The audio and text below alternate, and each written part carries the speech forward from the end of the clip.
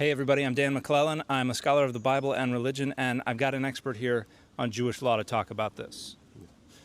Hey, the answer is actually no, Dan. The Pharisees were not the strictest interpreters of the law in the ancient world. In fact, they were universally regarded by other groups as the most lenient interpreters of Torah. If we compare the legal rulings of non-Pharisaic groups to the legal rulings of the Pharisees, we can see why this is. So I'll give you 3 examples. So first, according to the law, if you carry a carcass of an animal that died of itself, that is, if it wasn't ritually slaughtered, you contract impurity.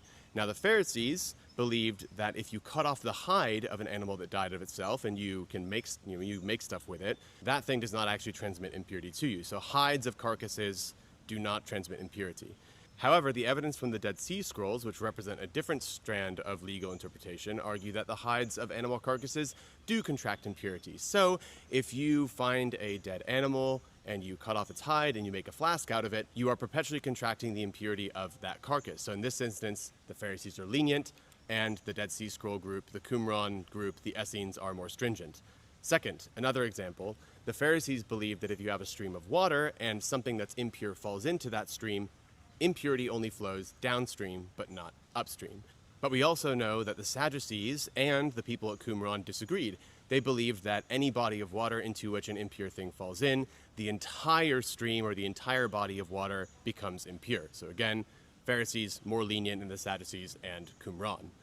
Thirdly, we can see this in the Gospels in Matthew 19. The Pharisees, or at least the majority Pharisee position, was that Deuteronomy 24:1 permits divorcing a wife if she becomes unpleasant to the husband in any way. However, Jesus interprets that passage as indicating that a man may only divorce his wife on the basis of sexual immorality. So again, the Pharisees are lenient, and Jesus is more stringent in this case.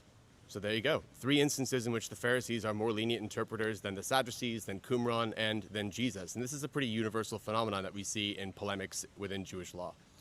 And so this would be why in, for instance, Matthew 5, we have Jesus telling his followers, your righteousness must exceed the righteousness of the Pharisees. And then he goes on and says, you have heard that it is said, referring to the received tradition about how to interpret the law, and then he just ratchets it up because it's not good enough for him. Yep, and he says that if you don't abide by his stricter interpretation of the law, you cannot actually inherit the kingdom of God.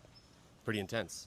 So yeah, that sounds like it's a lot more strict. The fit for today is LeVar Burton says read banned books. Where can people get more work from you? Well, the fit for this video today has been Salmon Pink. But if you're interested in hearing more about Jesus' interpretation of the law, you can check out my podcast with my friend Paul Sloan called Jesus and Jewish Law, which is available wherever you get your podcast.